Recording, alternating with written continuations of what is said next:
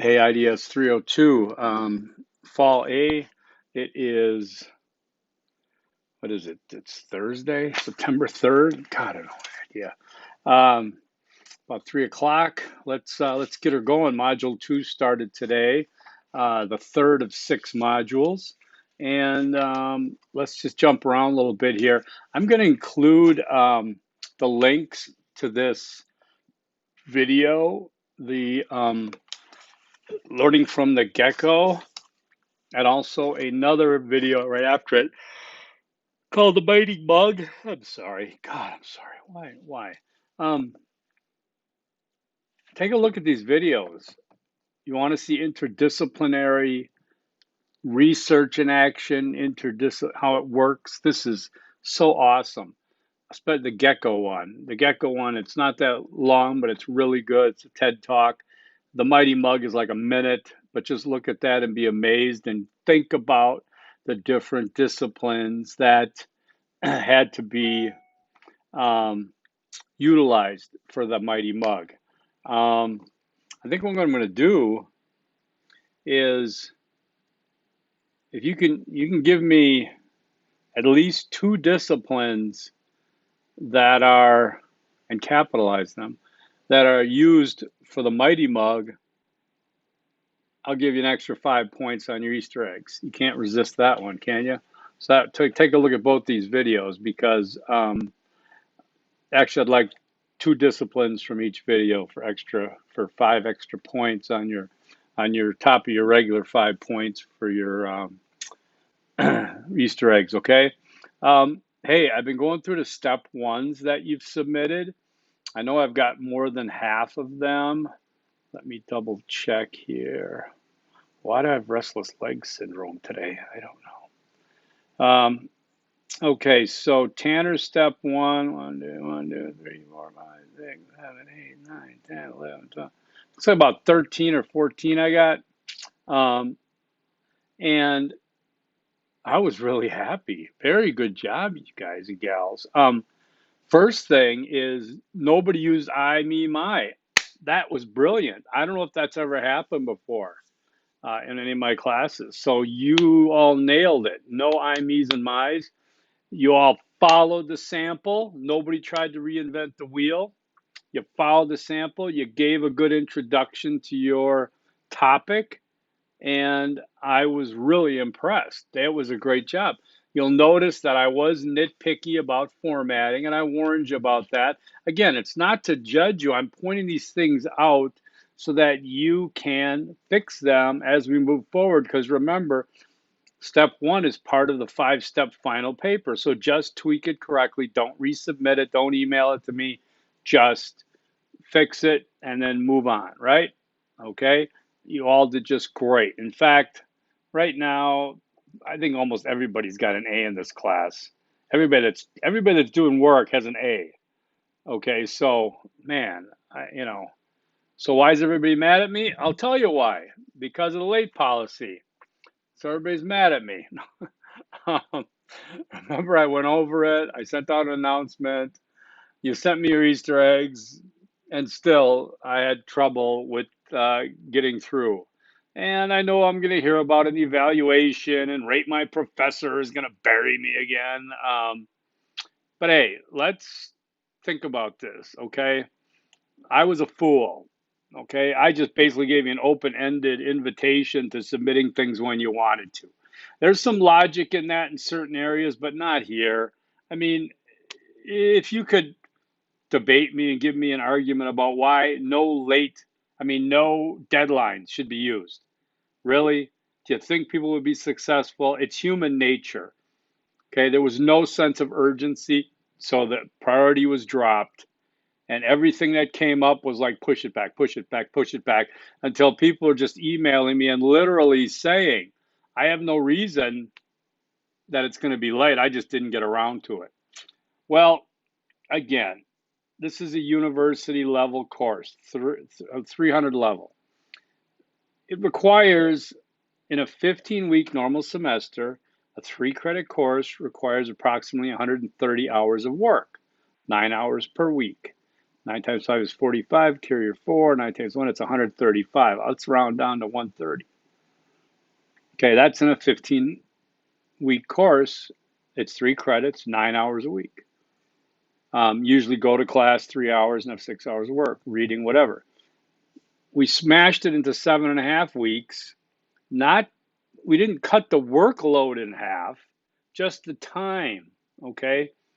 I question the logic to that, but it is what it is, and you knew that going in, and you know that, and I've been reminding you that, and the syllabus says it. This class requires about 18 hours a week to be successful in it. Are you doing 18 hours a week? All right, let's not even venture into that, okay? Because that's like asking me, am I working 40 hours a week? I don't know. I work every day. I have no idea. If you add it all up, I'm sure I am, but still. So the late policy, again, for clarity, 5 days you get to be late on a paper. That's a work week. 5 days. Well, unless you go over the weekend, those count. 5% a day cumulative. So 5, 10, 15, 20, 25. Think about it as an adult. We all have to make exchanges in our lives, make decisions. It's a 100-point paper, not this one, but they're coming up. Okay, if I'm 1 day late, that's 5 points off. 2 days late, 10 points off. Does it behoove me to submit a good paper late or crap paper on time? You decide, okay? But these are grown-up issues. It's no shock. You are all in the real world. You have jobs and everything. If your job cited, well, you can come in anytime you want to put those 24 hours in at Starbucks. Show up, do it all in 1 day. No, it's structure. Okay? So please, please, please. I'm sorry it was confusing. Very simple. 5 days late, 5% a day. That's it. Okay? I mean, it's really nothing other than that. I don't know why that's confusing, but it is because this is not an important part of your life, apparently. So, whatever. All right, so Module 2 goes from today until September 10th. 1 week from today, my oldest son's 29th birthday. I got him the coolest Chadwick Boseman shirt and turned out to be pretty big Black Panther statue. Don't tell him. All right, so the readings for this module, chapter 6, 7, and 8, and again, I'm going to rehash this once more, okay? These videos are optional for me. I don't know of any other instructor that does them, at least live like this, or at least, they might make a set of lectures, throw them out there, and then you'll never hear from them again. Some instructors, professors decide, I'm going to stay at arm's length. I'm going to hold my class out in front of me like it's a dirty diaper. And I'm not going to engage. You do the work. We're not going to connect at all. But is there any meaningful in that? I don't think so, okay? I didn't put my lights on around my map. Sorry about that. So when I go through these readings real quickly, this isn't like story time. I'm going to read it to you. I'm just mentioning some things that I find are valuable. But you should, if you bought this to keep, great. I'd refer to it. To sell yourself as an interdisciplinarian, to know what you're getting at, okay? I keep rereading it to figure things out myself. Okay, so basic research methods. You can see I highlight the heck out of this thing when I go through, but read this because it's so important about research, okay? Quantitative and qualitative. Which one are you doing? Quantitative, right. Okay. Quantitative methods rely on surveys and experiments to record variation. Remember, quantitative. It's a quantity. It's measurable. Qualitative is about the quality. It's more interpreted by the researcher. We're not doing that. It's too big of an ask, okay? There's mixed methods, case studies. Introduce yourself to these topics so that you can be a better consumer of knowledge, okay? The research goals. Now, here's a big one, and most of you did a good job avoiding this. Avoid absolutes, right? I talked about this. No absolutes. That means no always, no never, okay? No proof of this or that, okay? You are contributing to the body of knowledge in your field. However small you're contributing, something new, something that hasn't been done before. Yes, you are going to be, these first few steps, you're going to be compiling the research that came before you, which is an important part of research. Then you're going to pull in together your own data. And I told you how you're going to do that with a survey from SurveyMonkey, and it's going to be what are some of the opinions, experience, perceptions, and experiences regarding blank, your topic, revealed in a survey of random adults. That's how you're going to gather your original data. Look at that final paper that I posted in the step one sample as a sample to see where that goes. That's how you're going to get that, okay? Then you're going to tie that together, your data together with what you learned from the existing research, and you're going to put it together. And what does your data tell you? That's what you're going to be writing about at the end of the day. What is your data telling you? Okay, what is it telling you about the experiences, opinions, perceptions of Black Lives Matter, of cannabis oil, of marijuana, of the incarceration system, anything? What is your data showing you? The opinions of others. You get to measure that in a quantitative way. And then you interpret the results. All right. And then you tag off to further research. Okay. It's really hard for me to, for you to get a great picture of this in such a short time. So I really try to be efficient in giving you the material and letting you know context of what you're doing and why you're doing it. Okay. And like I said, if step one is any indication, you're going to rock this thing. Okay. I mean, don't overthink it. I left a lot of little details in your feedback about initials and spaces and hanging paragraphs, things like that. If you have any questions about it, send it to me. It's fine. Okay, someone just did that, and I just sent her back the email about what I meant by the spaces to remove or add, whatever. Okay, it works. The system works. I'm going to put the system on trial. Okay, quantitative research design. They talk about that. Experiments and then qualitative methods, research, ethics. We talked about this, the IRB.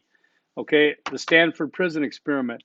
There's a video about that, and eventually you'll come across it in your life. It's very interesting, but there's just no time in this course to get to some of this stuff. Chapter 7, Introduction to Interdisciplinary Research. Take a real close look at this, because this is where we get into specific conceptual criteria, nomenclature, methods of interdisciplinary research, okay? Just like I said that each discipline has its own preferred methodology, preferred nomenclature, preferred ways that they deal with research and discovery. Interdisciplinary seeks to find ways that they can that we can resolve conflict, right? Okay.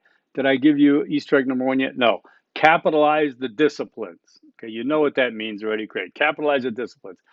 I didn't notice anybody that didn't do it, but then again, I didn't notice a lot of disciplines being used yet, but you're going to start using them. Do not capitalize the word discipline unless it starts a sentence, right? Don't overthink it. But disciplines, again, you capitalize them, right? So Easter egg number one. Okay. So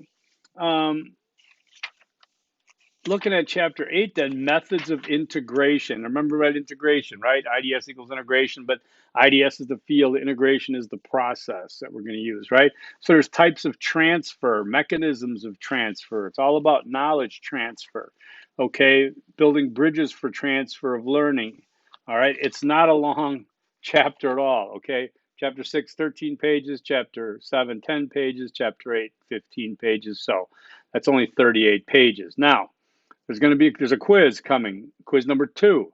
It's different than quiz 1, which, by the way, most of you really did well on it. Let's see. Yeah, 1, 2, 3. 3 perfect scores, but nobody bombed it. Everybody did a good job on it. I like that. I'll have to see if everybody got the same questions wrong. And maybe it's something that I did, but I would guess it's something about some names of some people, probably, right? Right. So apparently this means I'm giving people too much time. I got to cut that time down next time. All right.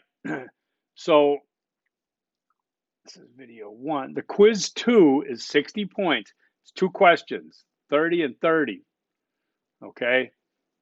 Essay questions, short essay questions. All right. It's about research. And I want you to stretch on this one, especially question 1, to use your imagination. Question 2 is a little more serious. Question 1 is all about you and your wacky dreams, okay? You can't really get it wrong, except if I don't see anything coming out of this book and the readings, if you're just going ahead and doing it with what you know now going in, you're not going to see a good score. One of the objectives of that quiz is that it shows me that you've assimilated some of this or know where to find it. And you can put it in your answer. You can articulate how these terms and concepts and methods are being used. Okay, that's important. All right, that's quiz 2, and that's due, I think, on the 8th or something like that. All right. Let's go to Easter egg number 2, which is readings before the quiz. Readings before the quiz. If you don't read before the quiz, you're going to get like a 10 point out of, what is it? How many points? It's 60. You know, I'll give you credit for making an effort, but you didn't make an effort reading. So make sure readings before the quiz. Okay, then step 2 is coming up this week, due next Thursday. It's 75 points. The points are going to increase on the steps. Boy, it's getting hot in here. So step 2 is basically self-explanatory. Justify an interdisciplinary approach. What meaningful questions can you ask about the issue and problem? How are those questions interdisciplinary? What makes them meaningful? Again, use stuff out of the book. It really helps, okay? Look at the sample. You followed that sample and you rocked it. You did, and so don't reinvent the wheel. I just keep saying the same old cliches, don't I? Okay, so read the instructions. Let me know if you have any issue with it. Look at the sample, right? There are 3 subsections in here as well. The interdisciplinary justification, the assumptions of the study. They may include a hypothesis, but when you're talking about the assumption of the study, start thinking of that in terms of your random adults. What can you assume about this study? You can assume that the opinions, perceptions, and experiences regarding Black Lives Matter may fall into particular demographics, whether it's age, racial makeup, what have you, right? Political leanings. You're making some assumptions of the study, okay? You're not proving anything, but you're going to say this is what okay, by the way, you can call yourself the researcher. The current researcher assumes that there is a potential to see blah, blah, blah, blah, blah. You can include a hypothesis if you want, okay? Now, because I'm giving you some easy ones. The limitations of the study is the 3rd subsection. Here's your limitations. The current researcher is an undergraduate student, inexperienced in university level research. The current research project is part of a 7.5-week course. It's very limited in time. Okay. Limitation of the study is that the respondents and the data that will be accumulated or collected, the data that will be collected will not be as random as it could be, but it strives for randomness. But it will be the peer group, friends, relatives, all anonymous, of course. But think of those as your limitations, right? Don't think so grandiose. Keep it humble. Okay, limitations of the study. You're an undergrad student doing a 7.5-week class, inexperienced in research. Bam, that's it. Be honest, right? The assumptions of the study. People are racist out there. You might run into them. Okay, they might have misconstrued. They're ignorant. You run into ignorance and racism, and you run into passion, and you run into the fringes. You'll run in. Are they Marxists? Are they, whatever? There's all kinds of things going on, right? So this is where things I think get interesting, because notice how we're playing 2 different kind of things. You got this. You're looking at the knowledge that the research came before you. You're considering things about your topic. But then you're also thinking about the data you're going to collect from random sample of adults, mind you, 18 and over, No high limit either. If I see 18 at 35, man, somebody's going down. Okay, so um, keep your mind on that. Also, if you use sources, you've been using some good sources. I noticed some of the people that use some weak sources, at least they used a lot of sources. Okay, not a lot of weak sources, but sprinkled a couple in when they had to use them. Okay, primary sources are peer-reviewed sources. Go to the library again online, filter for peer-reviewed, filter for full text online, and you got it, right? Sources are going to be important. Step 3 is going to be an annotated bibliography. So keep using sources. Use different ones, can collect them, save them, reuse them, but you're going to be judged on the quality of your sources and quantity. I hate to say it, you can't just use 2 great ones for a whole paper. All right. And another question would be, how many do you want? I don't know. How many do you give me? Okay. Um, so, all right. So again, look at the entire paper to get some context on it. Video 2, I'm going to do it this weekend probably. Well, what's today? Thursday? Sunday, I guess. Maybe Monday. And I'll talk more about research, your research. I'll talk a little bit about the survey, start thinking about that. I'll talk about any questions that might come up between now and then that I could answer the whole course. And I think, like I said, I think you're doing great. Again, I appreciate your understanding about the late policy, and you guys will get it. It's fine. So, all right, that's it. 21 and a half minutes. Easter egg number 3. Let's go with something simple. Keep checking the samples. Okay.